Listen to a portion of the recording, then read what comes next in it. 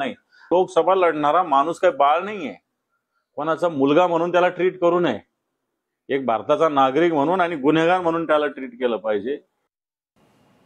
इंदुरीकर महाराज कीर्तन सोडणार असल्याची चर्चा आता जोर धरू लागली। मला काहीही बोला, पण माझ्या मुलीचा काय दोष? इंदुरीकर महाराज ट्रोलर्सला आता चांगलेच कंटाळलेत। लेकीच्या साखरपुड्यानंतर इंदुरीकर महाराज चांगलेच ट्रोल झालेत।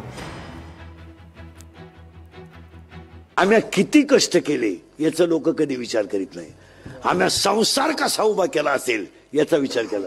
आमची पोरं लहान असताना 8-8 दिवस पोरांची नाही गाठ नव्हती मला, आणि आता लोक इतके खाली गेलेत की माझ्या मुलीच्या अंगात कपडे कसे याच्यावर लोकांची कमेंट्स आहे। याच्यापेक्षा काय वाईट पाहिजे?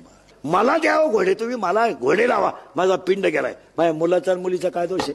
पण ह्या कॅमेरेवाल्यांनी 8 दिवसात माझं जगणं मुश्किल करून टाकलं। मला काय, मला एक सांगा, मुलगी तुम्हाला आहे, तुमच्या मुलीच्या कपड्यावर एखाद्याने कमेंट्स केली, तुम्हाला काय वाटेल? आणि मुलीच्या साखरपुड्यात कपडे मुलीकडचे लोक घेतात, नवरदेवाकडचे घेतात का मुलीकडचे घेतात? मग कपडे त्यांनी आणले असतील का म्या घेतले असतील? मग एवढी तरी क्लिप टाकणाऱ्याला लाज पाहिजे ना। माणूस नालायक असावं पण किती।